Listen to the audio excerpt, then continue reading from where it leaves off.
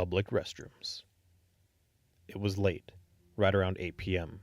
For November, this meant that the shadows of the night were already engulfing the world. It wasn't cold out, though. The wind was gentle and carried with it the smells of foliage, thanks to the various gardens that littered the campus grounds. I sauntered along the sidewalks while admiring the weather.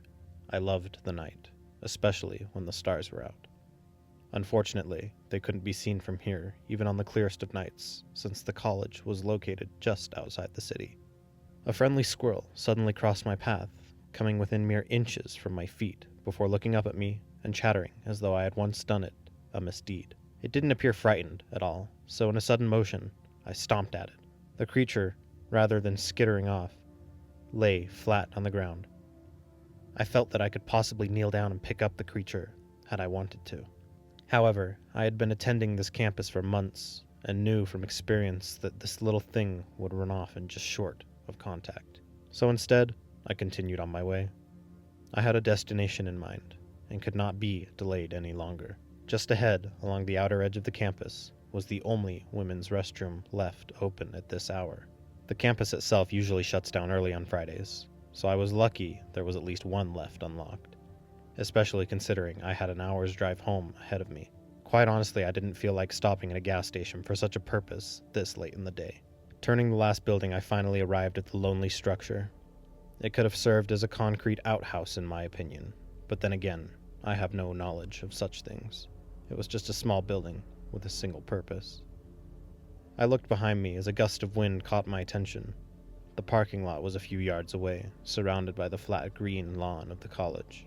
The campus buildings themselves were dark and shadowed, most of which were no longer holding classes at this time.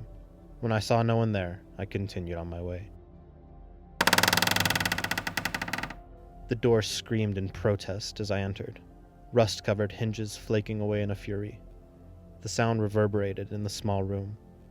As was normal for the bathrooms, the floor was linoleum, the walls a bare white, and a single yellow light illuminated the 6 stalls lining the back wall. There were only 2 sinks and a single roll of toilet paper towels hanging above a trash bin. I passed by and, as per usual, chose the stall beside the handicapped. I always felt bad whenever I entered the handicapped stall, since it was designed for those who had trouble using the regular toilets. When I was younger, I took delight in the more spacious stall, but now I knew better. Regardless of popular belief, women's restrooms don't exactly smell better than the men's room. For various reasons, it has always smelled worse. I would know. In high school, I had once been dared to enter every men's room on campus. I did, of course, being the daredevil I was. This time, it smelled worse, as though something had died and been left to rot in the small hanging trash box along one of the stall walls. Knowing the sorts of things that would have normally been thrown in here, I didn't feel the urge to investigate and set my mind to finishing my business. It wasn't until I was finished that I heard it, a slight gasping sound, as though someone with asthma was in the stall beside me. Not having heard anyone enter the restroom, I did the immature thing and looked. I leaned forward and tilted my head until I could see under the wall to my left, allowing me to peer into the 4 stalls beside mine. At first I didn't see anything. They were all empty, so I figured the sound was probably coming from the handicap stall beside me. Before I could turn my head, however, I noticed a pair of legs drop down from the stall at the far end. That's when I realized someone had been standing on the toilet in the first stall. The legs were bare, probably meaning the owner had on a dress or shorts. As for the missing shoes, I wasn't certain. People don't just wander the city shoeless, not that I knew of anyway. Relieved at finding the culprit, I sighed and closed my eyes, ready to sit up and leave when something else happened.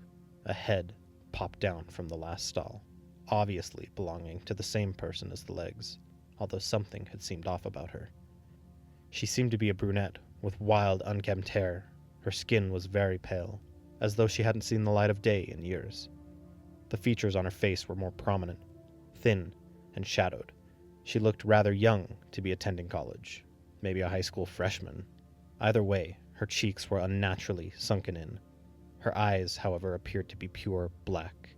Now I was 4 stalls away from her and making all kinds of judgment calls on the girl when I realized I had just been caught peeping at her. This was rather embarrassing, so I immediately sat up, blushing furiously. Should I apologize? Do people do that in public restrooms? And what about her eyes? I shrugged off the last question, figuring it was just a figment of my imagination. They probably only looked that way because she was so far down that I couldn't see her properly. She most likely had some really dark brown eyes or something. I stood, prepared to leave the stall, and promptly walked my embarrassment off when I heard something else. Something unusual. It was a shuffling sound, as though someone was sliding under the stall walls. The hairs on the back of my neck stood on end, realizing how strange this situation had become. Why would she be climbing under the stalls? Was she autistic and lost? That certainly would explain her appearance. Maybe she wandered away from her guardian and decided to play in the women's restroom. It was never locked after all, even after hours. I decided I'd call the police and report her in case she was a missing person. I also didn't want to scare her off, since she looked sickly and the poor thing was probably starving. So, resolving myself, I sat back down and leaned over, only to find the girl looking at me from one stall closer. I originally was going to try and get her name, but stopped dead as my eyes took in the sight of her. Her eyes were black all right, black as coal. Her skin was pale and cracked in places as though it had dried up and no longer held a drop of moisture. Her throat, which I hadn't noticed before, had what looked like a slit along it with some sort of dried, darkened residue along the edges. However, I couldn't make out the rest of her, since it was only her head peeping out from under the stall. I could not identify the rest, but at that point, I didn't want to. This thing wasn't human. Fear gripped me as I sat up. My nerves were put on edge, and my breath had begun to quicken.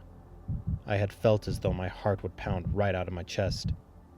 If I had tried to run out of the bathroom, I would have to run past that thing. I closed my eyes as images of it leaping upon me and tearing me to shreds started to fill my head. How could I get past it? I don't know how long I had sat there panicking, but I did notice when it started moving again, although this time I heard thumping sounds, as though it were hitting the walls gently. My heartbeat skyrocketed as I tried to remain calm, happy to have already done my business. For a moment, I considered just running past it. It was my only chance, since I had seen no other options. Then I realized something. It had stopped. I began to strain my ears to locate the creature by sound, but heard nothing. The gasping noises were gone, and I no longer heard the thing shuffling or banging along the floors and walls. Was it still there? I knew I had to look. There was a chance that it was standing by the exit now, or worse, could just be outside my stall. I had to make up my mind quickly as I contemplated the possibilities. Eventually, I manned up and took one last look under the stalls. I glanced to the left to find the thing missing, so having unconsciously held my breath, I glanced toward the exit. Nothing. A wave of relief washed over me in time for a shuffling sound to my right to catch my attention. Before I could process what it was, I whipped my head around, fearing it would be staring back at me just inches away from the stall I never bothered to inspect, only to find a pair of hiking boots. It took me a moment to register this. There was someone in the handicap stall. When did they get there? Oh, who cared? There was someone else there with me.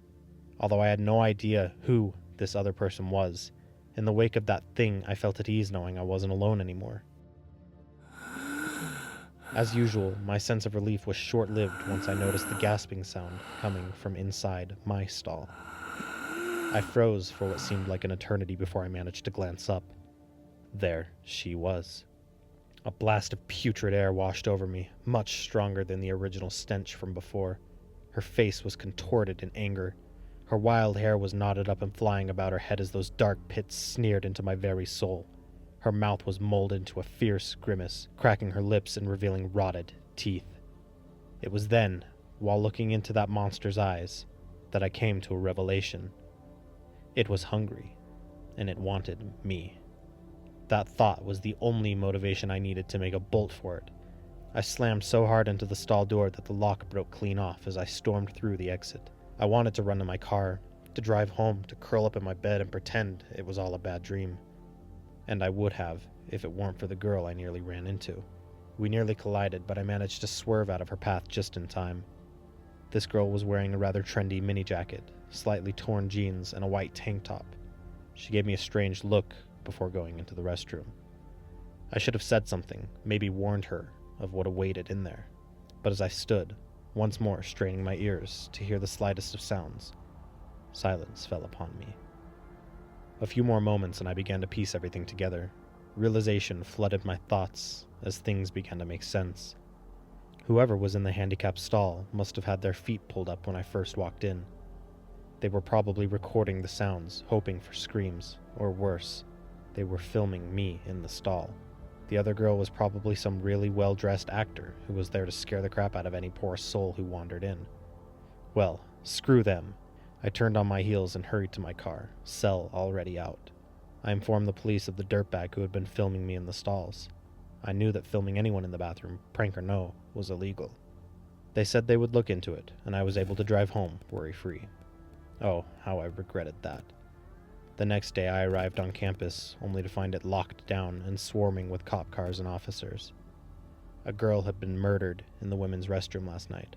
Estimated time of death, 8:34 p.m. It was the girl I had run into. Apparently, there had been a series of murders in the city. A man had been spotted on some of the sites leaving women's restrooms where the girls were found. He would apparently wait in the handicapped stalls until the girls headed for the sink to wash their hands. Then he would come out from behind them and slit their throats. Whatever that thing was in the bathroom, it had saved me.